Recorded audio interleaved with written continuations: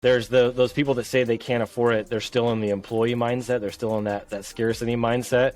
And once you start becoming an entrepreneur and you start walking in that, you start going from being a minnow to being a shark and playing with the other sharks. You start to level up your game. You start to realize, like, if there's really true value behind what's being offered to you, money is not a real objection. It's really not. No. Because if I were like, hey man, I got this Rolex that I bought 5 years ago and it was 20 grand, I'll give it to you right now for $100, and you were overdrafted in your bank account, I guarantee you would find a way to go get that $100 to buy that Rolex that was worth 20, so you could go flip it to your buddy for 10. My story goes all the way back to about 2005, 2006, from, like you said, selling cell phones to selling cars and then doing home loans before the big crash. That crash actually started in 2006, and I had just realized that I'd put my income and my future in the hands of other business owners, and I just wasn't willing to do that anymore. I just reached my limit. I realized that I was giving all of my time, my talent, my hard work to people who really didn't value it. They just wanted to make money off my back, off of my talent, and I just was done with that. So I decided to start my own business with the help of a mentor's guidance. My first mentor, Larry, and he's like, dude, you're just so creative. You're so good at doing design. And I had just been doing it kind of as a hobby at that time. I decided to take it seriously and start my own creative business. And that was a print and graphic design shop where it was a retail studio. And to keep a long story short, people would come into my office. It was on a street frontage where there was 50, 60,000 cars going by a day.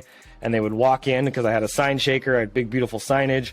And they'd sit down and I'd get to know them. I'd listen to their heart. I'd listen to their story and their backgrounds. And, you know, during a recession, a lot of people are going through difficult times. And so I was just somebody that could sit there and listen and hold space for them. You know, the real agency, like the real people making real money. If you speak to them, because I've spoken to a lot now, all invest, whether it's in themselves or into their team, like with EOS and things like that. Yep. All invest what they would have invested if they were starting another business. They've just invested it in different things. That's right. And I feel like that's the difference between the agencies that are really successful and do really well versus the ones that just sort of flounder along at 10 grand a month, 11 grand a month sort of thing. Yep. And that's a mindset shift, right? It is. It's a huge and there's those people that say they can't afford it. They're still in the employee mindset. They're still in that scarcity mindset. And once you start becoming an entrepreneur and you start walking in that, you start going from being a minnow to being a shark and playing with the other sharks. You start to level up your game. You start to realize, like, if there's really true value behind what's being offered to you, money is not a real objection. It's really not. No. Because if I were like, hey man, I got this Rolex that I bought 5 years ago and it was 20 grand, I'll give it to you right now for $100, and you were overdrafted in your bank account, I guarantee you would find a way to go get that $100 to buy that Rolex that was worth 20, so you could go flip it to your buddy for 10 and get yourself out of a shitty situation, right? So if there's enough value there, if you build enough value, then people will find a way. You know, my mentor Nicholas talks about that all the time. He's like, dude, if I had a piece of property on the beach in San Diego and I told you it was 20 grand and you didn't have the 20 grand in your bank account, I bet you'd be making phone calls and figuring out a way to get that 20 grand. You'd be donating an organ or whatever it took to get that $20,000. And I know a lot of people who won't even spend $300 or $500 a month. And I'm like, dude, you got $1,000 worth of video games and a video game console sitting right there, bro. Go sell all that stuff right now and go join the Lion's Den and watch where your life is in 30 days. You're going to be able to buy 10 of those video game sets. You're planting seeds, right? You're just planting seeds. What kind of seeds are you planting? Are you planting little herb seeds? Are you planting trees? Trees take a long time to grow. Are you planting a farm full of trees? Like it's just understanding the size of the opportunity, and that's what YouTube is. YouTube is one of the greatest opportunities of our generation. You just got to stick to what you're doing and do the hard, boring work. It's not fun, but it's the path that's going to get you to where you need to go. And you're not spending enough time investing into your knowledge, into your education, and into your growth, right? What coaches are you working with? Dude, I have 5 coaches right now. 5, right? Yeah, I talk to people like, oh yeah, I had a coach last year. I'm like, last year?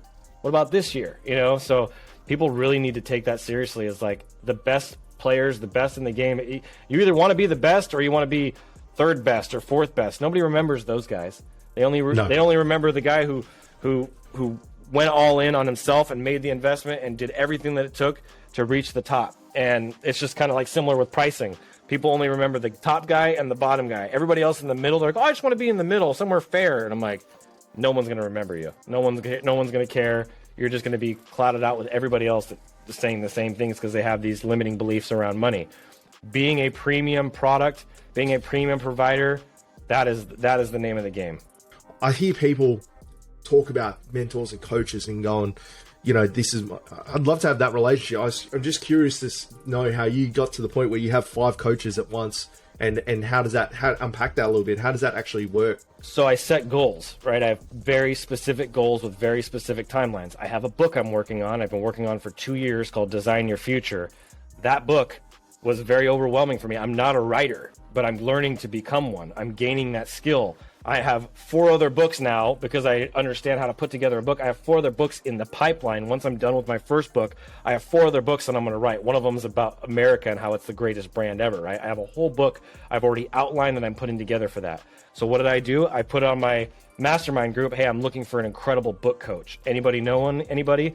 And I knew that I was around my high-level guys that I'm paying $15,000, $20,000 now a year to be a part of. And they go, oh, Brian is the guy that you want to talk to. Cool. Hey, what's up, Brian? I'm Adrian. I'm trying to write my first book, and I'm really struggling. I need some help. Can you help me? Sure. It's going to be $2,000 a month, or it's going to be $2,500 a month. Awesome. My other goal that I have is, hey, I want to become a really great speaker. Do you know anybody that is a really great speaker? I put that out to some of my friends that were high-level speakers. They're like, oh, you need to go talk to this guy, James Malinchak, or you need to go talk to this guy, Gary Zaleski. Right? I hired 2 of those coaches. Another goal, I want to become a really good CEO. Who can I talk to that's a really good CEO? Oh, you should probably go talk to Mark Haney. He's right around the corner. He runs multiple successful companies. He's an angel investor. Go talk to Mark Haney. Awesome, right? So I have all these different areas of my life. Hey, I need a fitness trainer because I've never really taken my fitness seriously, and I want to get shredded. I want to go from 150 to like 180, and I want to be shredded, calisthenics, like just ripped. Who do I know? Well, everybody's like, well, you should probably hit up this Mickey Jogoloff guy because he's freaking phenomenal. I'm like, cool. How much, Mickey? He's like, $5,000. I'm like, done. I gave him $5,000. If you had told me that I would put $5,000 for a fitness trainer 5 years ago, I would have laughed. Like, yeah, freaking right, dude. I make $5,000 in a month at that time 5 years ago. And then when I sat down with another digital marketer like you, and he was like, yeah, I pay myself $10,000 a month. And he had 10% of the knowledge that I had, and had been in business for 1/10 of what I had been in business for. And I'm like, I'm paying myself $5,000 a month. He's paying himself 10. I value myself half as much as he does. I wonder what would happen if I paid myself just as much as he's paying himself. And all of a sudden, magically, my income for my agency went from doing 400 and something thousand to 600 and something thousand. And I was just like, oh, the more I value myself, the more I start investing into myself and actually giving myself what I deserve and not martyring myself constantly for my business, right? That was how I was just like, oh, I'm putting the money back into my business. That was a bunch of BS. Once I started putting that money into my pocket, all of a sudden I could buy nicer shoes, and I could buy a suit, and I could start buying a nicer car, and I could do all these different things. Then my life started to change. My perspective, my identity started to shift. And I was like, all right, dude, this is the name of the game right here. I just have to keep investing. I have to keep finding coaches in every area of my life. In my spiritual life, in my physical life, in my personal life, in my relationships. I have counselors and therapists, and dude, you wouldn't believe what my schedule looks like. It's insane, dude. I have a piano teacher. I even learning how to play piano, and I pay my piano guy $20 a week to come and teach me piano. And I've been doing that for 2 years, and now I can read music. Like, I'm writing a song for my wife and for my daughter. Like, these are goals, very, very specific goals and targets that I've set for myself, and I do anything that it takes to get there.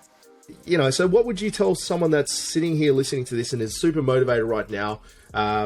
What would you tell them? Like, if they have a 9 to 5 and they want to get out of it, what would your advice be to them? Make a plan.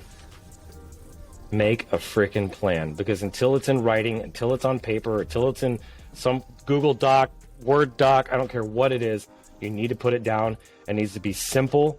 It needs to be attainable, just like the SMART goals, right? Smart, simple, memorable, attainable, realistic, and time bound. Like, you need to put a time frame on it.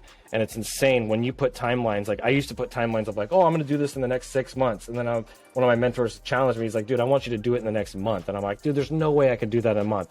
And somehow magically I made it happen in a month, certain things. And I was just like, what? Wow. All right.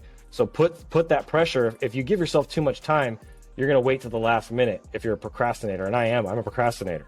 So I give myself a lot less time than I used to accomplish things. A lot of people, what they can accomplish in 30, 60, 90 days takes most people a year to accomplish. And that's the thing with the fitness thing is you got to be careful with that. Because for me, like, okay, I want to gain 25 pounds in the next 90 days. I realize that just the amount of calories I have to eat per day and the lifestyle change that I have to do alone is just not realistic. So I'm readjusting how I'm going to get there. The goal doesn't change. I'm still going to gain 25, 30 pounds, but I'm going to do it in 6 months versus 3 months. So you got to be really honest with yourself. What's realistic? If you just burn yourself out and try to burn the candle at both ends, it's not going to be healthy, but you got to put it in writing. Start with a plan. That's where everything changed for me. It's like there's a sense of urgency then, and I find that when I make the most money is when I have that sense of urgency. It's like, okay, there's not many leads coming. I better go and fix that. Right? Exactly. So I'm out there picking phones up and calling people. It's like, and then you learn to harness. It's like a raw ball of energy, and you have to like harness it and put boundaries around it. Like you were saying, goals, right? So like if your raw ball of energy is like, I'm just super motivated, I'm super keen, I'm going to learn everything. Okay, well that raw ball is just a flowing bit of energy. If you whack some boundaries and go, in 6 months, this is what's going to happen, you start to point it in one direction and harness it. It's like, it's impossible not to succeed when that happens. That's right. Some people might be able to accomplish, hey, I want to quit my job in 6 months. There might be some people that are listening to this that are really skilled, that know a lot of the stuff that we've talked about today, and they can do it in 30 days. They can do it in 60 days. They just haven't set a time and a deadline to make it happen. And so that's one thing. And then a lot of people too, I think this is another thing I found, that they don't know what they want. And that's something, that's the first step. If you don't know what you want, then your only job and your deadline for that is to figure out what the heck you want. So give yourself 30 days to figure out what you want. Give yourself a week. Give yourself 24 hours to figure out what you want. And when I say what you want, you need to be so simple and so specific that you can say it in one sentence. Yep. One sentence. Yep. What is it that you want? I want to help 1 million entrepreneurs, whatever. I want to help 1,000 people. I want to help, right? I want to be able to quit my job in 90 days. I want to be able to, getting very, very specific and being able to say it in one sentence is the key to that.